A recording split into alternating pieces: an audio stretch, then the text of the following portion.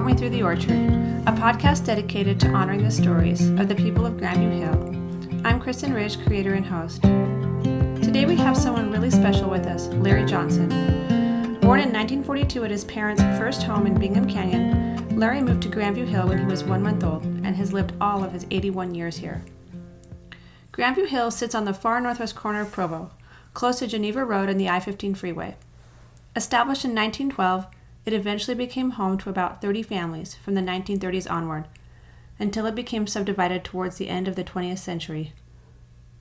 The families had large properties that held orchards of apples, pears, apricots, peaches, and cherries, and there were enormous strawberry and raspberry patches. Larry's family had a homestead here where they grew cherries, pears, apricots, and alfalfa. Larry was trained in construction and eventually built a number of the homes on Grandview when it was subdivided, including mine. Today he will share with us a few treasured memories about what life was like as a farming family in the 1940s and 50s, as well as some of the long-ago landmarks in this small community, the blacksmith shop, the mercantile, and the local watering hole for farmers. We'll also hear a couple interesting stories about the contention his family had, between others, for water usage. One of them involves the family strawberry patch, an incident that took place when Larry was about 15. Larry, thank you so much for being here today for our very first episode of Walk Me Through the Orchard. A couple years ago, you shared with me your autobiography, which was so rich and delightful to read. And I was so excited when you agreed to participate in this storytelling podcast. Today, you're going to share with us some stories of the local joints and what life was like here on Grandview Hill in the 1940s and 50s. Why don't you take it away? Yes, there's been a lot of changes, some good and some bad. Depends on who you are and how you look at it. The population has changed dramatically. Chris and I counted the homes on an aerial photo, and there were only about 30 homes in the total Grandview area, and now one block will give you that many. So it's changes have been made. My uncles and my father owned about probably a third of Grandview Hill, and they were either gifted it or they bought it and raised fruit trees, and all of that is gone. That's a change. We, when I was younger, I had a summer job all the time between all the uncles and everything they had to do, and so never lacked for work. And that's. Now you had some really interesting details about what things cost back then. Like, for example, what was the price of gasoline? Gasoline was 18 cents a gallon. Wow. The district gasoline provider would come up to the farm, fill a 55-gallon barrel for $9. Wow. And that was something that I thought that was a lot of money at the time. But things have changed. And so. Yeah, and I remember that you said that there was not many farmers that used tractors. They would use horses. Is that correct? That's correct. I don't remember a lot. You know, I was born in 42, and that probably my memory goes back to 1948 when I was 6 years old. Mm-hmm. But I remember my father being out in the field and running a couple of horses. They did everything with horses. They marked out the orchards so they could be irrigated. They hauled hay with the wagons and used them to pull the hay up into the barn. Mm-hmm. And so he had some special names for those horses, especially when he got frustrated. And I grew up thinking that was their name. And Mom told me one day, she says, "No, that's not their name."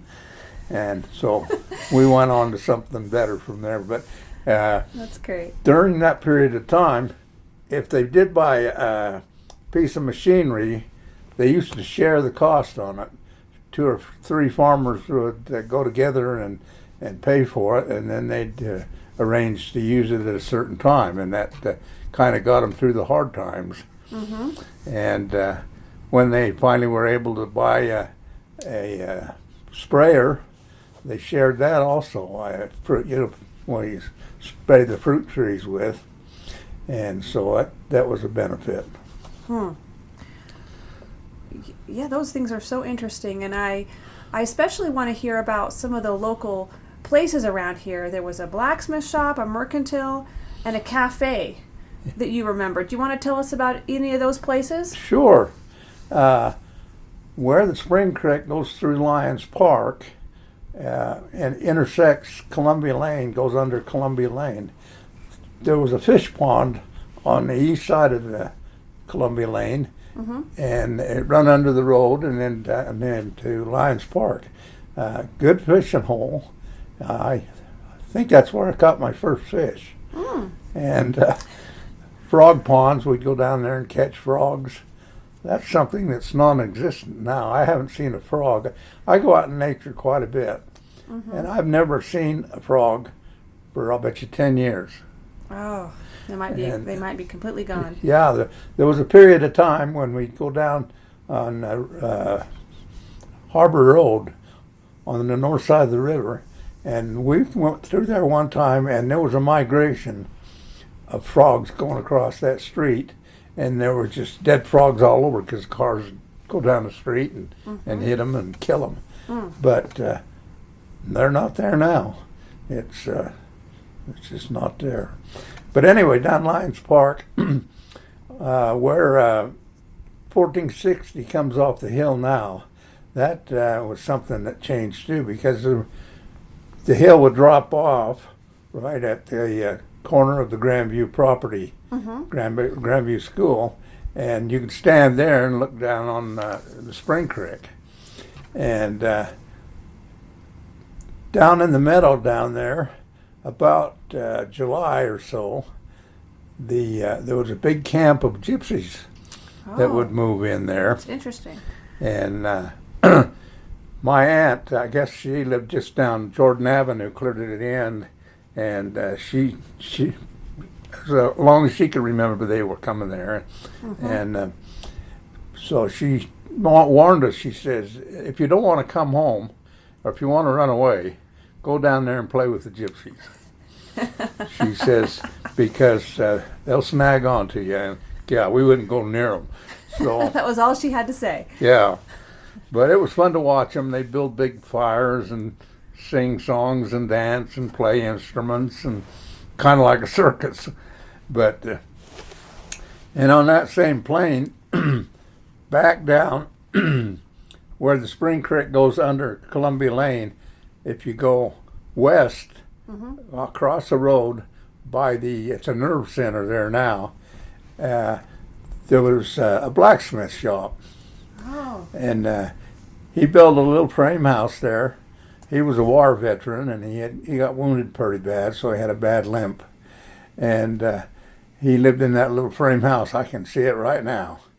And he had a weir box out in front. A weir box is where you guide the water in so you can access it, pump it out, or whatever. And he had an in pipe and an out pipe and a tin cup there. And it was fed by a spring, and it was a pretty good flow. Really?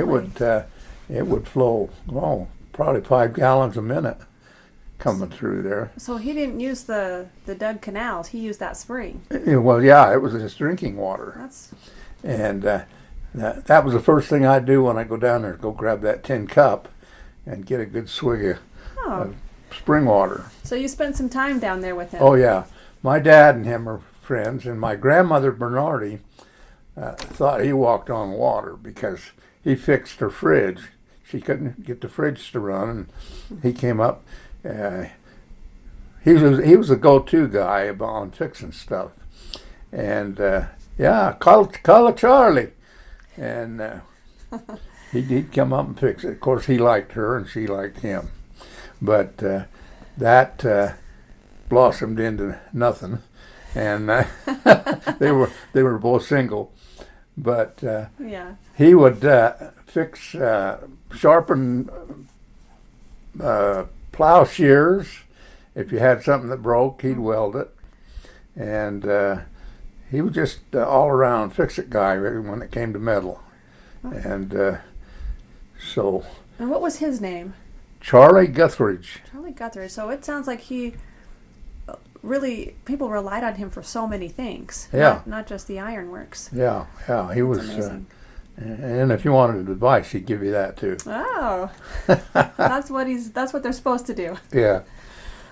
And then if you go back to Columbia Lane and go down towards the river, about 2/3 of the way to the river, there was a little mercantile store on the south side of the Columbia Lane, and it wasn't. It might have been 25 feet wide and about 50 feet deep, and it had a storefront, one of those Western square. Oh, straight. And he had a sign painted up there.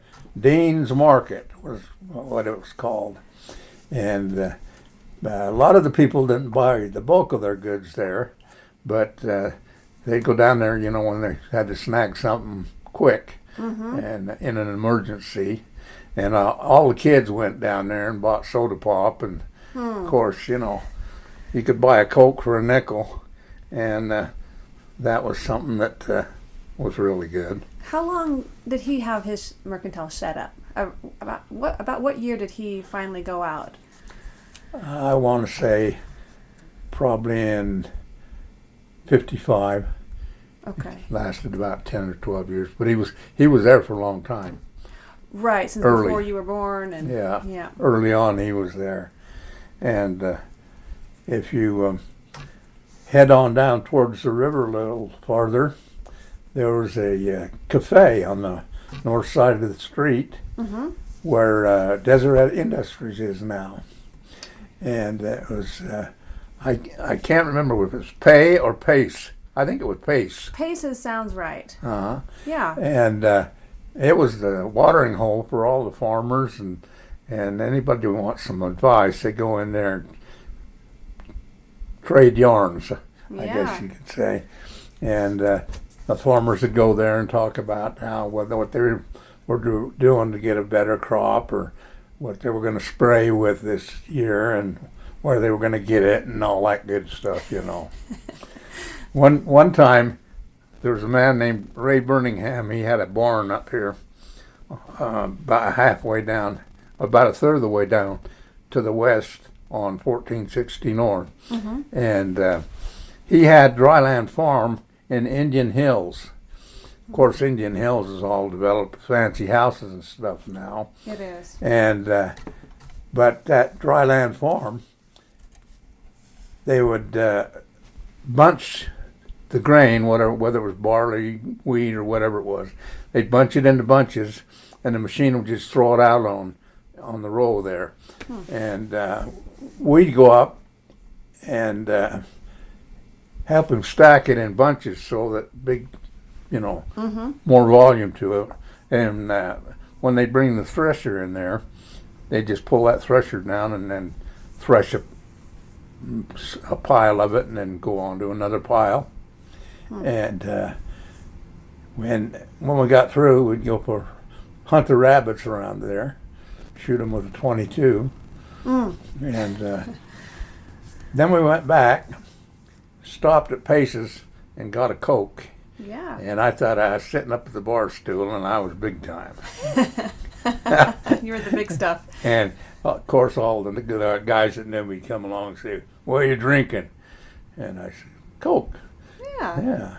I know they had beer and coffee and everything else, but yeah. Want to know something else? These are fascinating stories, and I want to transition to talking about something else that was shared between families, because earlier you mentioned that farmers would share their equipment, but they also had to share water. And you have a few interesting stories about the contention that sometimes happened with water sharing. One of them was when you were about 15 and you were with your Uncle Frank, and I think people would love to hear that story. if you want to tell it. Yeah. We'd planned on planting a strawberry patch, which would be down in the Delabout property now. Mm-hmm. And it was about probably an acre or acre and a half. And we worked all morning getting the strawberries in the ground. And then my uncle went up. In the springtime, they didn't have the schedule cards printed out early in the spring. And so if you needed water, you just go get it. And or else call the water master if there wasn't any coming down the ditches. So Frank went up, turned the water down. It was going down 1460. And he just put the gate in. He says, "I won't take too long to water it," he says. And so he come back, and about 30 minutes later, this guy named C.S. Dawson, he had a big ranch or farm down on the end where 1460 goes north. Mm-hmm. And he come down, he says, "Who the hell put that gate in up there?" And Frank says, "I did." Oh. And he says, "Well, I'm going to go put it the other way." He says, "I got some pear trees that they've been planted for 2 weeks and they only got the water on them once." And Frank says, "Well, if you could wait a while towards evening," he says, "and then take it." He says, "These strawberries aren't going to last that long." And he says, "Well, hell no," he says, "I'm going to get it now." And so Frank, or CS, had come down from my mom's home, or where I lived, and Frank stepped around that side of him, and he says, "I am not going to let you get that water." And CS says, "Well, how the hell are you going to stop me?" And Frank picked up his shovel and he says, "You want me to show you?" And CS says, "Don't get hot now." He says, and Frank says, "Well, I've got the water and I'm going to keep it." And CS, he started walking back up towards Mother's house, and Frank jumped in front of him. He says, "You get your ass out of here." And he says, "And you can walk home and think about that." And but Frank was fired up. I've never seen when he gets mad, he gets really mad. And so CS, he just hightailed it through the fields and back home. And he had to walk all the way down the hill because Frank had blocked his truck with the shovel, right? Yeah. Yep, that's what you get when you try to... There's another story about getting the water. We had a stake president.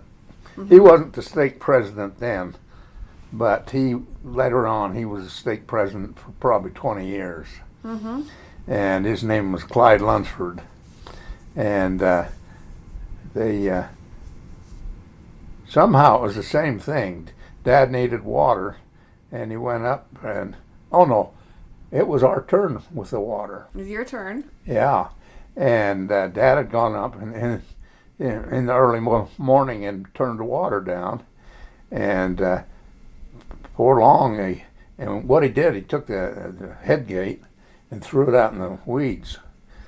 So he couldn't turn it back down. As the head gate's the wheel, right? No, it's just a board that you put in a concrete structure, and it directs the water.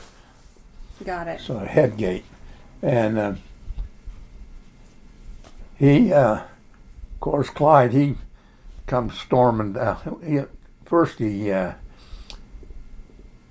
somehow he got a hold of Dad on the phone, and next thing we know, he was showing up, and he walked right in the shop. And Dad always kept a .22 automatic above the door, and I guess for protection or whatever. And old Clyde walked into the shop, and there's a big beam that supported the garage doors, and Dad fired about 3 shots into that. And old Clyde comes storming out of there like a bear was chasing him. And he said, "What the hell? You could have hit me with that." And Dad says, "If I wanted to, I would have."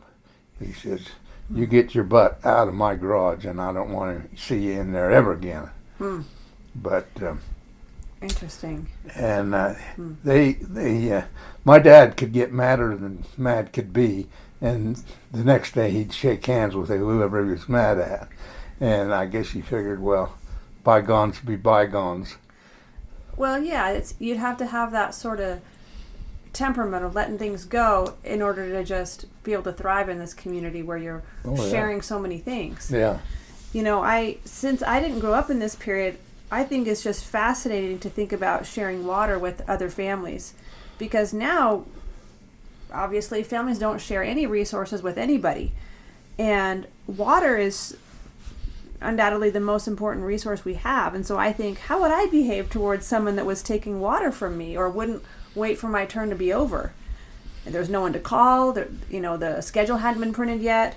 So I kind of think that a shovel and a shotgun would be reasonable solutions. Yeah. I am curious, were people like widows vulnerable to being intimidated by people wanting to take their water, or how did that families that maybe weren't traditional or didn't have a husband in the home, did that affect how their water usage during this springtime? I didn't know many widows that lived up here because life was hard, and if something happened to the husband, they got married again. Okay. Pretty quick, or moved on. So women weren't. I guess my question stems from wondering if women were ever involved in the scuffle for water, or if it was just the men. I think it was mostly just the men. Mm-hmm. There was one woman that I stood in awe of, and that was Jane Birmingham. She was a Dutch lady, and she was over 6 feet tall. Wow. And one day I was riding my bicycle down past their place, going to my Bernardi grandparents' house. And she was out there with a 10-pound sludge, breaking one of those head gate things out because they had to put a new one in. Okay. Mm-hmm. And she broke it out. Wow. Threw it up in the wagon, and wow. And I thought, well. Well, she was tough. Yeah, she was. She was. Huh. She ran a cleaning shop down on Center Street. A cleaning shop? Yeah, laundry. Oh, laundry shop. Yeah. Okay. Mm-hmm. So, Larry, I think about these stories you've shared with us today, and I can really see how meaningful the simplicity of the farm life and culture is to you. And I just thought I'd ask you, what are you most proud of in terms of how your life and how your upbringing shaped you, the person you are? Well, early on, people used to tell the guys that did heavy labor, you were going to be sorry you did that. We used to work 12, 14 hours a day, lifting bushels of pears, put 75 or so on a trailer and out of the orchard, and I look back and I don't have any regrets because I don't have any problems, and I think the bottom line is if it doesn't kill you, it'll make you stronger. So I heard my grandfather say that several times. And yeah, and living in Grandview back then, nowadays everybody gets bored. The kids get bored. And I probably had it better. They think they got it good now. They don't have to go out and work or do things. But I had a horse. I could jump on that horse whenever I wanted to and ride off into the sunset and not come home until dark. Right. You had a lot of freedom. Yeah, I did. And there was a few guys around that was short a few bricks. And they'd sometimes go past the house, and Mother would say, "Now, don't say anything, just let him go by." And he'd go by, and we'd go back out. But yeah, life was so much simpler, and you always had something you could do. Go out and the orchard and keep the birds out of the cherries, and if you got bored, Dad would find something for you to do that you didn't really want to do. Absolutely. And so you stayed clear. No whining about being bored. Larry, thank you so much for sharing these special memories with us. That's it for this episode of Walk Me Through the Orchard. Join me next week for episode 2 as we listen to Val and Julian Kendall. Don't forget, we'd love to hear your story too. Please contact me at 801-687-1044 if you'd like to share a story.